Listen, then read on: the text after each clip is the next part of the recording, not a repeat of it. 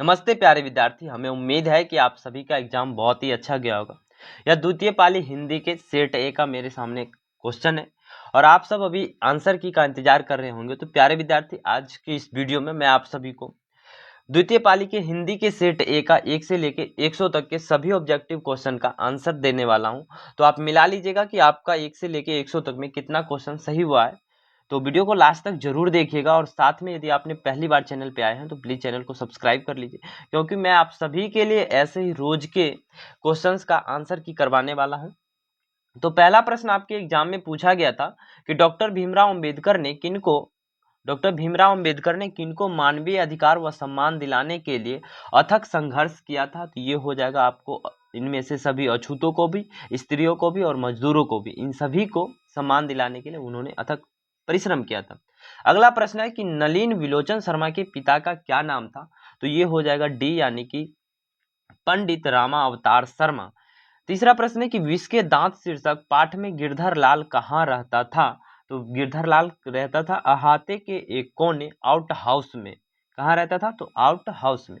चौथा प्रश्न है कि डॉक्टर भीमराव अंबेडकर का जन्म कब हुआ था। मिलाते जाइएगा तो ये हो जाएगा 1891 ईस्वी में, जिन्होंने लगाया बहुत आंसर, सही आंसर लगाया। 5 नंबर प्रश्न है कि भारत को पहचान सकने वाली दृष्टि की आवश्यकता है, यह कथन किसने कहा था? यह कथन किसका है? तो ये हो जाएगा मैक्स मूलर का है। 5 का ये सही आंसर। 6 नंबर प्रश्न है कि नाखून क्यों बढ़ते हैं शीर्षक पाठ में लेखक का कौन सा दृष्टिकोण प्रकट हुआ था। तो ये आपका हो जाएगा 6 का डी, यानी कि मानववादी दृष्टिकोण। 7 नंबर प्रश्न है कि किन राजाओं के शासनकाल में पहल वेदों को लिपिबद्ध किया गया था। तो ये आपका होगा गुप्त राजाओं के शासन काल में।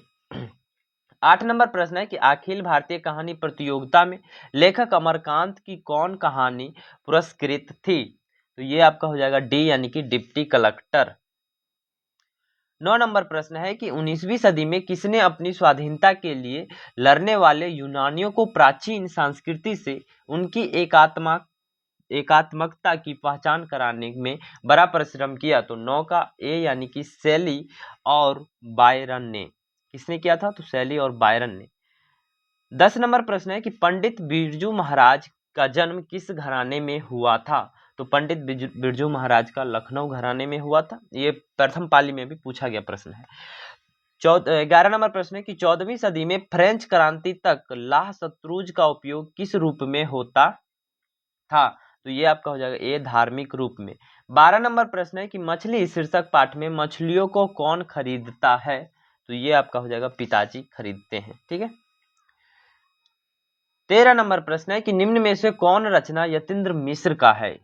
तो ये आपका होगा 13 का डी, यानी कि इनमें से सभी रचनाएं जो है वो यतीन्द्र मिश्र का है। 14 नंबर प्रश्न है कि महात्मा गांधी वकालत की पढ़ाई करने कहाँ गए थे। ये तो सभी को पता होगा, महात्मा गांधी वकालत की पढ़ाई करने कहाँ गए थे। तो लंदन गए थे।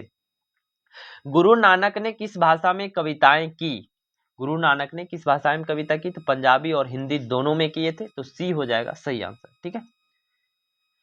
16 नंबर प्रश्न, निम्न में कौन कवि मोहम्मद शाह रंगीले के यहाँ मीर मुंशी का काम करते थे। तो कौन करते थे? ये हो जाएगा घनानंद। 17 नंबर प्रश्न है कि निम्न में कौन रचना रसखान की है। तो 17 का सी, यानी कि ए और बी। प्रेम वाटिका और सुजान रसखान, ये दोनों जो है रचना रसखान की है। 18 नंबर प्रश्न है कि स्वदेशी शीर्षक पाठ में भारतीय हिंदी की जगह किस भाषा का प्रयोग कर रहे हैं। तो ये हो जाएगा आपका अंग्रेजी भाषा का प्रयोग कर रहे हैं।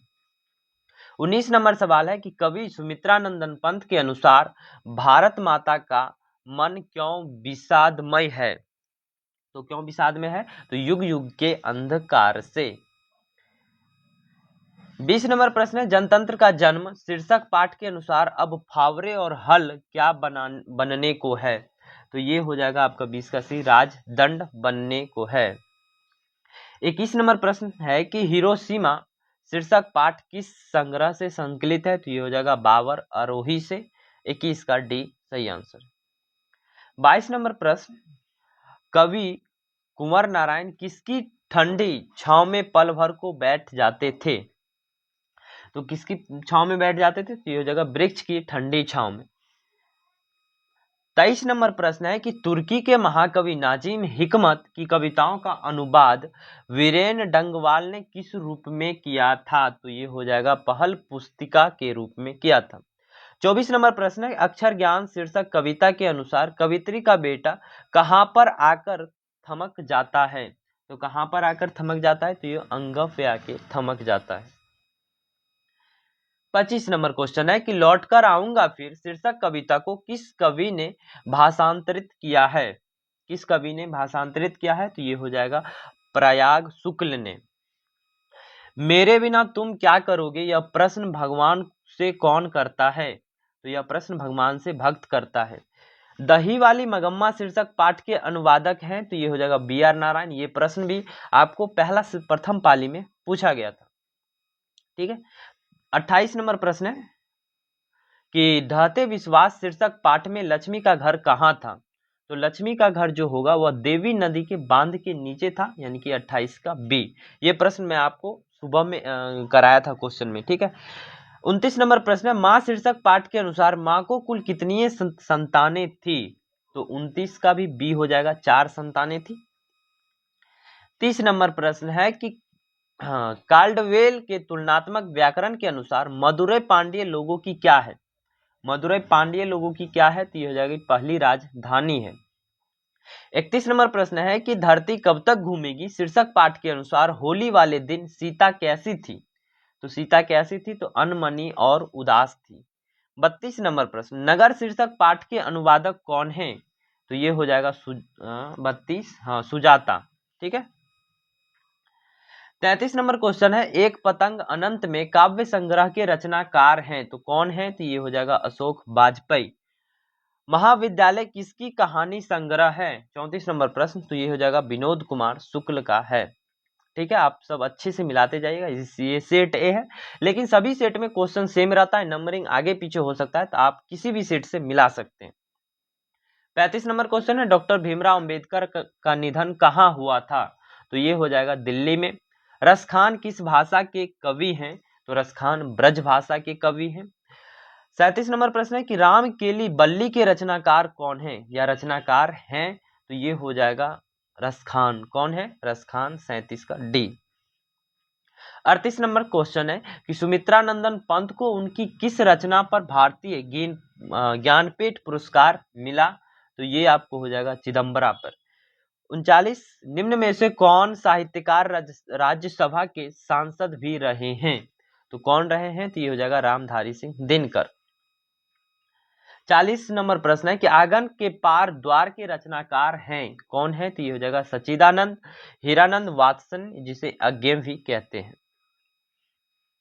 41 नंबर सवाल सवांग का अर्थ है? सवांग का अर्थ क्या हो जाएगा? तो सवांग का अर्थ होता है कि सगा परिवार का सदस्य। 42 नंबर प्रश्न अल्पज्ञ का अर्थ है? अल्पज्ञ का अर्थ कम जानने वाला।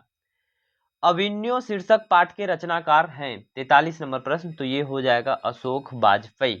कौन है? तो अशोक वाजपेयी। अति सुदो स्नेह को मार्ग है? अति सुदो स्नेह को मार्ग है शीर्षक कविता के लेखक हैं? तो ये घनानंद थे। ये जिन्होंने जो बच्चियां लगाई वो सही लगाया। 45 नंबर प्रश्न है कि जनतंत्र का जन्म शीर्षक पाठ की विधा है? तो ये हो जाएगा एक कविता। 46 नंबर प्रश्न है कि विष के दांत शीर्षक पाठ की विधा है? क्या है? तो ये एक कहानी है। विष के दांत कहानी है। ये तो कुछ दिख ही नहीं रहा है, कोई बात नहीं, लेकिन आप लगाना चाहते हैं तो 47 का A हो जाएगा। 47 का A, उसके बाद लगाइए 48 का C, 49 का D। ठीक है। उसके बाद 50 नंबर सवाल 50 का A, 51 का हो जाएगा B। आगे 52 नंबर सवाल का 52 का A हो जाएगा। ये आप सभी लगा लेंगे। ठीक है। अगले प्रश्न की ओर बढ़ते हैं। 53 नंबर सवाल है कि हास्य का विलोम शब्द है? हास्य का विलोम शब्द क्या हो जाएगा? 53 का ये हो जाएगा रुदन। हास मतलब होता है हंसना, उसका विलोम रुदन। संधि का विलोम शब्द क्या हो जाएगा? तो संधि का विलोम हो जाएगा विग्रह 54 का बी। 55 नंबर सवाल है कि नया का पर्यायवाची शब्द क्या होगा? तो नया का पर्यायवाची शब्द पूछा लेकिन इन्होंने गलत लगा दिया, तो 55 का बी हो जाएगा अभिनव। नया का उल्टा होता है, विलोम बोलता तब पुराना होता। 56 नंबर सवाल है निम्न में कौन मेघ का पर्यायवाची शब्द नहीं है? तो निम्न में कौन? तो ये अरविंद जो है मेघ का पर्यायवाची नहीं है। ब्राह्मण का पर्यायवाची शब्द है, तो ब्राह्मण का पर्यायवाची क्या हो जाएगा? 57 का ये द्विज। प्रतिदिन किस समास का उदाहरण है? तो प्रतिदिन जो है वह अव्ययी भाव समास का उदाहरण है। 59 नंबर सवाल है चंद्रमुख किस समास का उदाहरण है? तो चंद्रमुख जो है कर्मधारय समास का उदाहरण है। अब बढ़ेंगे 60 नंबर प्रश्नों की ओर। 60 नंबर प्रश्न है कि निम्न में से कौन द्विगु समास का अर्थ उदाहरण है? तो ये हो जाएगा दोपहर। निम्न में से कौन बहुव्रीहि समास का उदाहरण है? तो ये हो जाएगा चक्रपाणी। प्रमोद में कौन उपसर्ग है? तो ये हो जाएगा प्र। 62 नंबर का ए। 63 नंबर प्रश्न है निवास में कौन उपसर्ग है? निवास में कौन उपसर्ग हो जाएगा? तो नि। अपहरण में कौन उपसर्ग है? 64 नंबर सवाल, तो ये हो जाएगा अप। 65 नंबर सवाल है कि नकेल में कौन प्रत्यय है? तो नकेल में कौन प्रत्यय है? तो एल।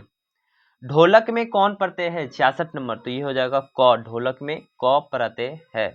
ये सब तो बहुत आसान सवाल था, हमें उम्मीद है कि आप सब बहुत अच्छे से लगा लिए होंगे। 67 नंबर सवाल है कि लकरहारा में कौन प्रत्यय है? तो लकरहारा में कौन प्रत्यय है? तो ये हो जाएगा हारा। वर्णों के सार्थक समूह को क्या कहते हैं? वर्णों के सार्थक समूह को हम शब्द कहते हैं। निम्न में से कौन तद्भव शब्द है?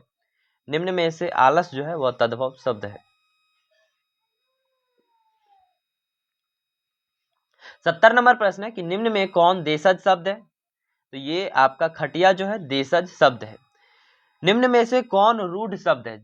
सबसे ज्यादा प्रश्न जो आया वो आपके व्याकरण से ही आया, ठीक है। 71 का सी हो जाएगा धन। 72 नंबर प्रश्न है कि दुह जोर गति पदों की संधि क्या हो जाएगा? तो ये हो जाएगा दुर्गति। उल्लंघन शब्द का संधि विच्छेद क्या होगा? 73 नंबर सवाल, तो ये हो जाएगा उत जोर लंघन, यही होता है उल्लंघन। 73 का सी। 74 नंबर प्रश्न निम्न में, एक मिनट, निम्न में कौन अयादी संधि का उदाहरण है? निम्न में कौन अयादी संधि का उदाहरण है? तो ये हो जाएगा जलोर्मी। 76 नंबर सवाल कहता है कि सहनवाज पटना से आ रहा है किस काल का उदाहरण है? तो ये हो जाएगा वर्तमान काल का उदाहरण है। निम्न में से किस शब्द का प्रयोग सदैव बहुवचन के रूप में किया जाता है? तो ये हो जाएगा होश। विवेक एक गरीब लड़का है, इसमें विशेषण शब्द है, तो ये हो जाएगा गरीब। 78 का बी। 79 नंबर सवाल निम्न में से कौन प्रविशेषण का उदाहरण है? तो ये हो जाएगा बी। अदिति बहुत मधुर बोलती है, यह जो है प्रविशेषण का उदाहरण है। 80 नंबर सवाल है कि शिक्षक छात्रों को पाठ पढ़ा रहे हैं, यह किस क्रिया का उदाहरण है? तो शिक्षक छात्रों को पाठ पढ़ा रहे हैं, 80 नंबर प्रश्न है, तो ये हो जाएगा द्विकर्मक क्रिया। दीपक पढ़ नहीं रहा है, 81 नंबर सवाल, दीपक पढ़ नहीं रहा है, ये हो जाएगा निषेधवाचक, ठीक है, निषेधवाचक वाक्य का उदाहरण। 82 नंबर प्रश्न है कि वह मेरी गाय है, इसमें वह किस सर्वनाम का उदाहरण है? तो इसमें यह निश्चयवाचक सर्वनाम का उदाहरण है। पूजा छाया में बैठी है, यह वाक्य किस कारक का उदाहरण है? तो यह वाक्य अधिकरण कारक का। अरे एक बात सुनो, इस वाक्य में कौन कारक है? तो इस वाक्य में संबोधन कारक है, संबोधित करता है कि मेरा बात सुनो। 85 नंबर सवाल है कि हृदय विशेष का विशेषण होगा, हृदय विशेष का विशेषण हो जाएगा हार्दिक। शिव विशेष का विशेषण क्या हो जाएगा? तो शिव का हो जाएगा शैव। 86 का डी। 87 नंबर प्रश्न है कि समय विशेष का विशेषण है, तो समय विशेष का विशेषण हो जाएगा सामायिक। 88 नंबर प्रश्न है वार्ता का बहुवचन रूप है, तो वार्ता का बहुवचन रूप हो जाएगा वार्ताएं। 79 नंबर सवाल है कि निम्न में कौन स्त्रीलिंग शब्द है। 89 तो ये हो जाएगा उड़ान। निम्न में कौन पुल्लिंग का उदाहरण है, तो ये हो जाएगा बी खीरा। मकान किस संज्ञा का उदाहरण है, तो ये हो जाएगा जातिवाचक संज्ञा का। 81 नंबर सवाल है सोना किस संज्ञा का उदाहरण है। 81 नहीं 92 नंबर सवाल है 92, तो सोना जो है वह द्रव्यवाचक, ठीक है। 92 का 8 सही है। 93 नंबर प्रश्न है कि दल किस संज्ञा का उदाहरण है। दल किस संज्ञा का उदाहरण है, तो ये हो जाएगा समूहवाचक का। 94 नंबर सवाल है, लगभग अब हम 100 के करीब पहुंच चुके हैं। 94 नंबर सवाल है कि निम्न में से कौन अशुद्ध शब्द है। निम्न में से कौन शुद्ध शब्द है, तो 94 का हो जाएगा बी यानी कि वीसी। इस प्रकार से वीसी का लिखा जाएगा, ठीक है। 100 शब्द का उच्चारण होता है तालब्य 100 का, तो ये हो जाएगा तालब्य शब्द का किससे होता है, तो तालु से, यानी कि 96 का बी सही है। 96 का बी नहीं 95 है ना, 95 का बी, हाँ सही है, यही हो जाएगा। तालब्य शब्द का तालु से उच्चारण होता है। 96 नंबर सवाल है आ का उच्चारण स्थान है आ मतलब कंठ से, 96 का ए। 97 नंबर सवाल है कि दो शब्द का उच्चारण स्थान है, तो दो शब्द का उच्चारण स्थान दंत से। ये आपको प्रथम पाली में भी प्रश्न पूछा गया था। 98 नंबर सवाल है निम्न में से कौन अंतःस्थ व्यंजन है, तो ये आपका बी हो जाएगा लौ अंतःस्थ व्यंजन है। 99 नंबर सवाल है कि निम्न में से कौन उष्म व्यंजन है, तो कौन हो जाएगा, तो 99 का सी यानी कि मूर्धन्य स, ठीक है। अगला अब लास्ट प्रश्न है, आप कमेंट करके बताइएगा कि यहां तक में आपने कितना क्वेश्चन सही किया है और आप टोटल स्कोर कितना सही किए। 100 नंबर प्रश्न है कि निम्न में से कौन अनुनासिक वर्ण है।